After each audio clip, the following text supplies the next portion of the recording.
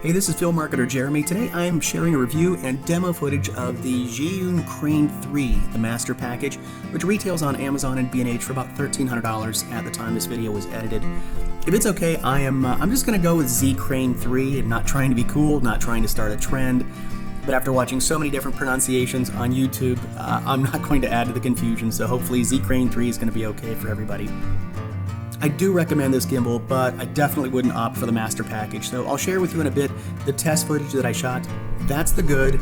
For now, I'm going to focus on what's included in the kit, and most of my review is not so good. I'll start with the two belts that come in this kit. They aren't worth very much. And quite honestly, I couldn't figure out what the heck to do with these things until I saw a couple of explanatory videos on YouTube. The Master Package also includes a portable and what seems to be a pretty beefy monopod. Unfortunately, one of the feet on the monopod already broke. Didn't take very much. The monopod still does work, but it can only collapse 2 feet rather than 3, so I'm not sure I can say it's portable anymore. Moving on, the backpack that is included in this kit is a terrific all-purpose carry-all for your camera gear. However, the one thing that it does not transport very well is the Z Crane 3. It's kind of funny, it does a wonderful job of carrying cameras, lenses, ball heads, SD cards, whatever else you want to throw into it. It just doesn't transport the gimbal very well. Kind of makes me wonder if the engineers and designers who came up with this backpack actually used it before going into full production mode. The hard foam case that the gimbal comes in is actually pretty nice. The problem is, as soon as you adjust and balance the gimbal for your camera and your lens, it no longer fits in the case. It's a close fit, but as soon as you adjust the axis of the gimbal, you won't be able to get the gimbal back in the case, and of course, that's not very practical.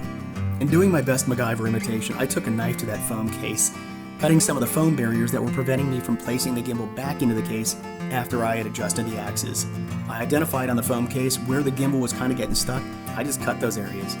Once they were cut, the gimbal actually fit pretty snugly back into the case again. Last, and it's embarrassing, I could not get the servo motors included in this kit to balance with my Canon 80D and Sigma 18 to 35mm lens. No matter what I did, the unit was way too front heavy and I just could not balance it. I was so frustrated with my past efforts that I did not include that footage in this video. I apologize for that, it just was frustrating. So the Master Package, at least for me, kind of a bust. But let's dive into how the Z Crane 3 actually performed. For the test footage, I headed back to the University of Akron in Northeast Ohio. It's been almost 15 years since I've been on campus, and while a few things have stayed the same, a lot has changed. Now that that's covered, let's head out for a tour of Akron U, and I'll talk about my experience with the Z Crane 3. This is actually the first shot that I got with the Z Crane 3, and this is Akron U's InfoCision field. It was open in 2009, which is well after I graduated.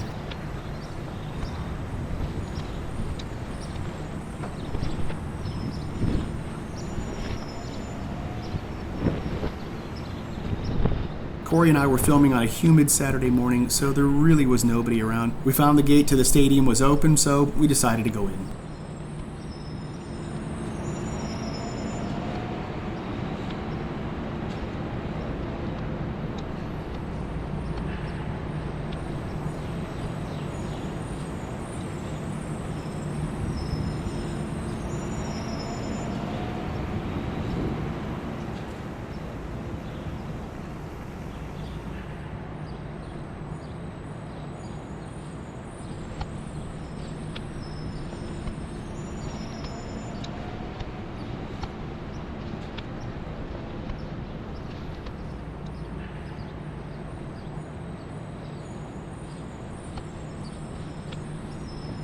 Yeah, I know that I look like I'm mad when I'm filming, but I'm actually having fun. That's more of a look of concentration than of anger.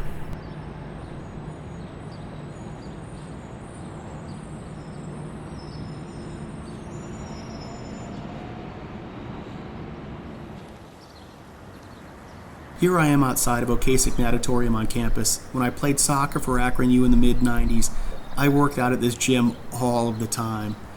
However, it's gone through a number of major renovations since then, and quite honestly, I didn't even recognize it.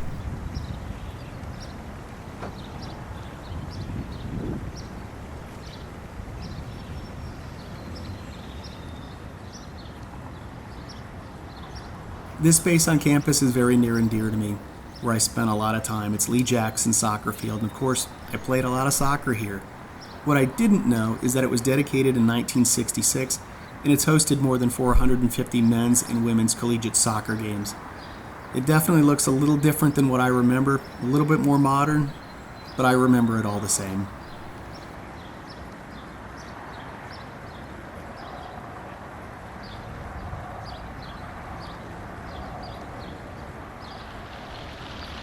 These fountains would have really been nice to have had going through two-a-day soccer practices in the humid Ohio summer.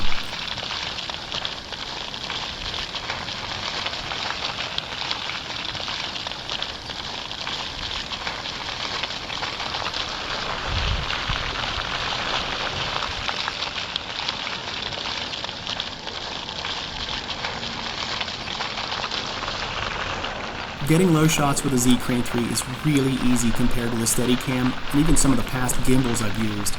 I don't have to flip it over, go into inverted mode, or really anything like that.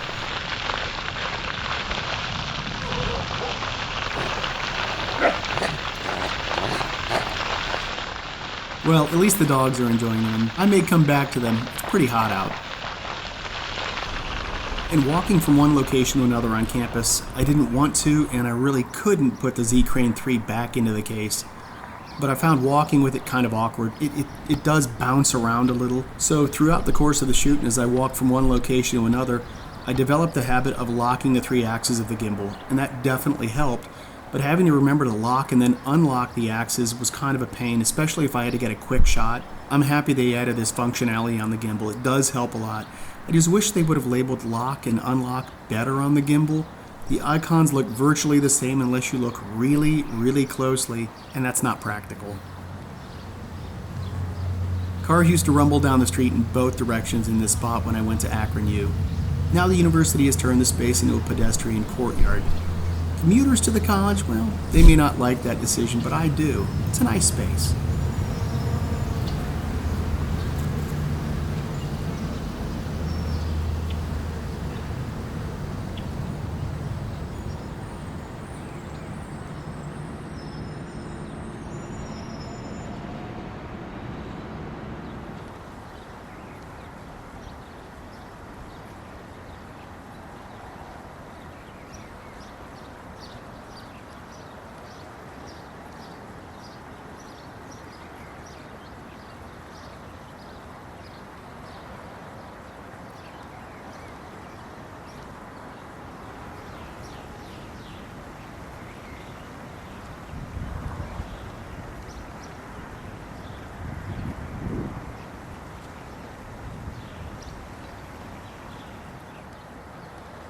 The build quality of the Z Crane 3 is decent. It doesn't feel rock solid to me, but it doesn't feel chintzy either, so if I was giving it a grade, I'd probably give it a B.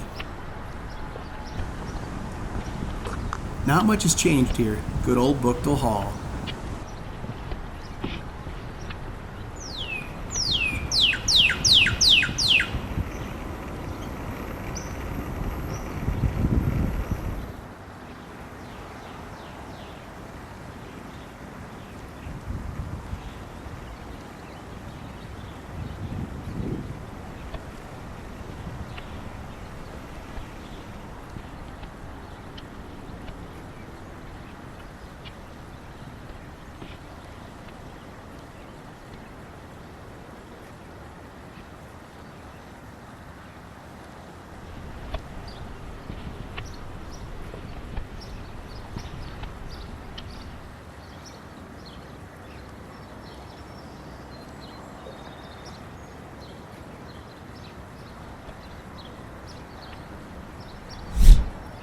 John Bookville was an Akron business person who contributed to the endowment and building fund of the college.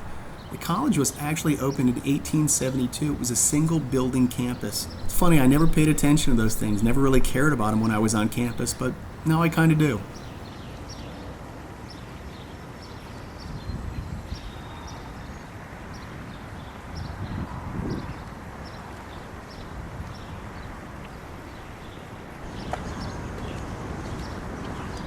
Truth be told, I spent more time at Lee Jackson Soccer Field than I did here at Bierce Library while I was on campus, but I did spend a fair amount of time in this peaceful space as well.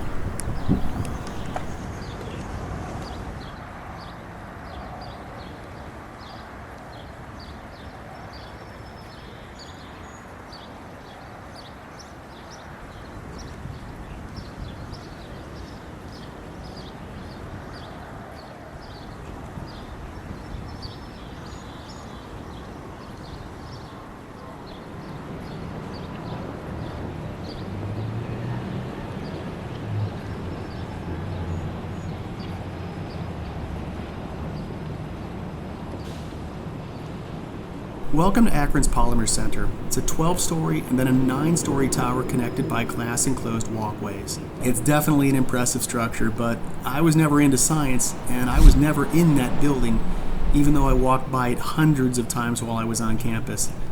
It's kind of odd, isn't it?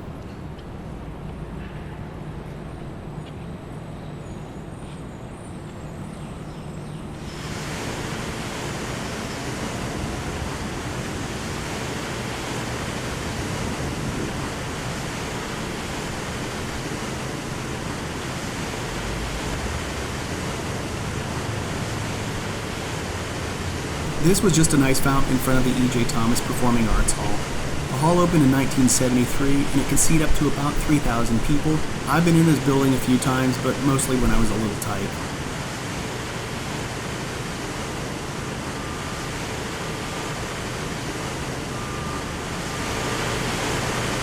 Overall, the way the Z Crane 3 performed going from location to location on campus is pretty good. So I do recommend this gimbal for professional filmmakers who have the budget for it. I definitely don't recommend the master package though. This last space is really getting into the heart of downtown Akron. The Business Education Building in Akron U is down here. Of course, spent a lot of time in that. And you can see St. Bernard Catholic Church in the background. It's pretty cool, isn't it?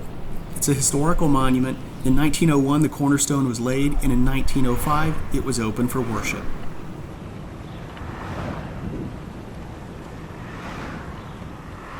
Thanks for hanging out with me. I hope checking out Akron U and allowing me to share my experience with the Z Crane 3 was helpful to you. If it was, give me a thumbs up, and feel free to check out some of the other work that I've done. And yes, as I hinted earlier, it was a pretty hot and humid day, so I followed the example of the dogs we filmed earlier, and I did go back into those fountains. Definitely a good idea.